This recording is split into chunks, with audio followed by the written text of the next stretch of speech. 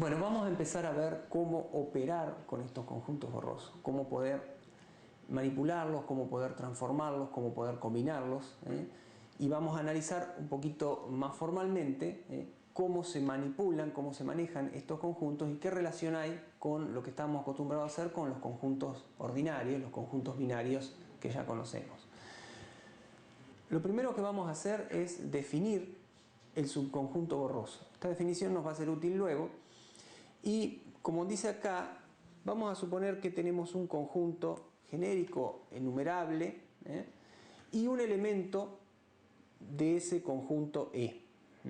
Entonces vamos a definir el subconjunto borroso A. Fíjense que esta tilde que aparece arriba de los conjuntos borrosos para distinguirlos de los conjuntos estándar o comunes, está definido por pares ordenados. O sea que para definir un conjunto borroso no me alcanza con decir simplemente los elementos que pueden estar, sino que tengo que agregar esto, que es el grado de pertenencia de los elementos a ese conjunto. O sea que esta idea del subconjunto borroso, como un subconjunto de E, incluye a los elementos propiamente dicho, que son las X sub I, y los grados de pertenencia de esos elementos al conjunto. Recordarán la idea de inclusión. Acá tenemos una representación típica. Esto lo reconocen bien. El conjunto A, el rojo, está incluido en el conjunto B, o sea que todos los elementos del conjunto A claramente pertenecen al conjunto B, pero por supuesto algunos elementos del conjunto B no tienen por qué estar en el A. En la representación que vimos recién tendríamos algo así. Tendríamos elementos que pertenecen a los dos. De hecho, todos los elementos de A también pertenecen a B. Y elementos, como por ejemplo este, que solo pertenecen a B. En A, acá, dan 0. Esa sería la inclusión, tal como la conocemos para los conjuntos binarios. Todos los elementos que están en A tienen que también estar en B.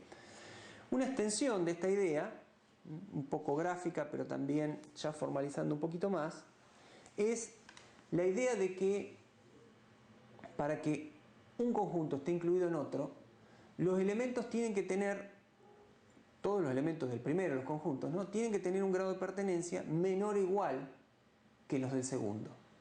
Fíjense que acá todos los valores de pertenencia, los grados de pertenencia de los elementos que están en A, son menores que la pertenencia de esos mismos elementos a B. Formalmente lo ponemos así. A está incluido en B si solo si la pertenencia de todos los elementos de A es menor o igual que la pertenencia de esos mismos elementos al conjunto B. Por supuesto, en esta zona en donde A da 0, no hay ningún problema. Y podría ser el caso de que si B baja a 0, supongamos que a estos elementos B bajara, acá los dos tienen 0, el menor o igual me alcanza también para incluir esa situación. Otra propiedad o operación que queríamos verificar es si son iguales. Simplemente decimos que para que sean iguales, todos los grados de pertenencia tienen que ser los mismos. Eso es muy sencillo. Y observen que esto es aplicable a los conjuntos binarios también. O sea, es una generalización de lo que ya conocíamos. Otro caso es el complemento. ¿Se acuerdan que el complemento es todo lo que no está en un conjunto? Entonces acá definimos el complemento como, fíjense, 1 menos el grado de pertenencia. O sea que si B es el complemento de A, los elementos de B tienen pertenencia 1 menos la pertenencia que tenían a A.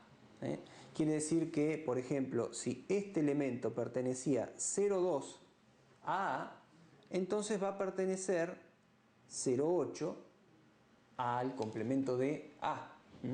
Si este elemento pertenecía 0 a A es el verde, entonces va a pertenecer en 1 al complemento de A.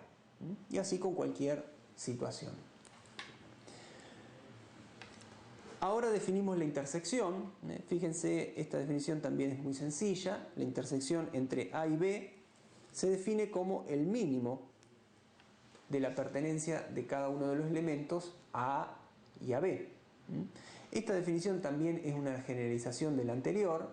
Esto es, si un elemento pertenece en los conjuntos binarios 0 a A y 1 a B, la intersección dice que ese elemento no pertenece, o sea, no pertenece a la intersección, porque en A no está. Lo mismo, o sea que queda el mínimo, ¿no? Queda el 0. Lo mismo si pertenece 0 a B y 1 a A. Tiene que pertenecer 1 a A y 1 a B, o sea, tienen que estar los dos para que esté en la intersección. Bueno, esta es una simple generalización. Fíjense que sigue valiendo lo mismo. Así que si este es el conjunto B y este es el A, fíjense que acá queda el mínimo en todos los casos. En esta parte, en esta zona, el mínimo es el de B y en esta zona el mínimo es el que marca A. De manera similar se define la unión como el máximo. Si pertenece a uno o pertenece al otro, en la unión va a estar. Entonces, en este caso hacemos el máximo, que en el caso binario el máximo sería 1, si están al menos 1, y si están los dos también el máximo es 1. Y acá gráficamente lo que hacemos es buscar el máximo en todas las zonas. Por acá viene ganando B y por esta zona viene ganando A. Entonces ese conjunto que tiene grados de pertenencia el máximo de los dos sería el conjunto unión. Bueno, vamos a ver algunas operaciones un poquito más complejas y para eso vamos a utilizar el segundo ejemplo. Lo que está en verde es el conjunto B y en ese más o menos celeste tenemos al conjunto A, que tienen una forma particular simplemente para mostrar el ejemplo. Lo que vamos a definir ahora es la suma disyuntiva, que se define de esta manera. A intersección complemento de B, unión A complemento intersección B. Vamos a hacerlo gráficamente para interpretar cómo daría el resultado de esta operación. Primero que todo, acá definimos, fíjense, el complemento de B, que está en rojo. O sea, el complemento de B es 1 menos lo que tenía B. Si B acá tenía 1, acá va a tener 0. Si B acá tenía 0, acá va a tener 1. El complemento de B. Así que simplemente es como dar vuelta a la gráfica de B. Entonces, lo que tenemos que hacer es A intersección complemento de B. Intersección era el mínimo. Entonces vamos a buscar por estas curvas siempre donde está el mínimo. Acá los dos valen 1, el mínimo va a ser 1. Acá el mínimo es el que marca A en toda esta parte. El complemento de B es mucho más grande. Luego, acá en esta zona, fíjense que el mínimo lo está marcando el complemento de B.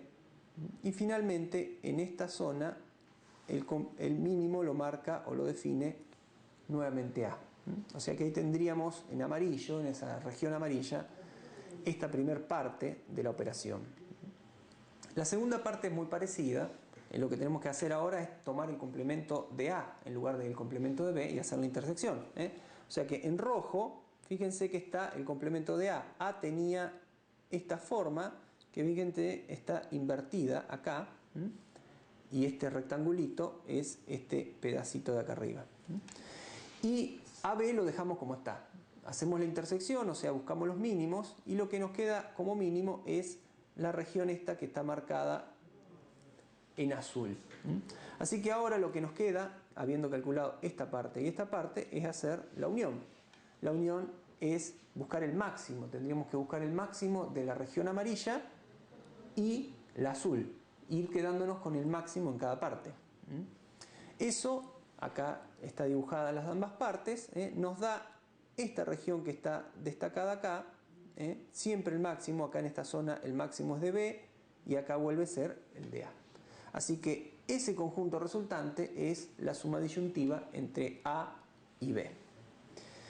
Finalmente vamos a definir también la resta como una operación muy simple que es la intersección con el complemento.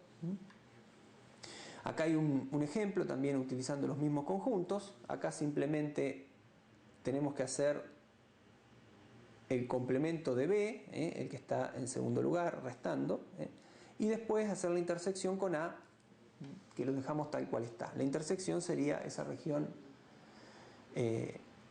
amarilla, que vendría a ser en este caso la resta entre A y B. Ahí está destacada, ese conjunto resaltado en negro vendría a ser la resta entre A y B.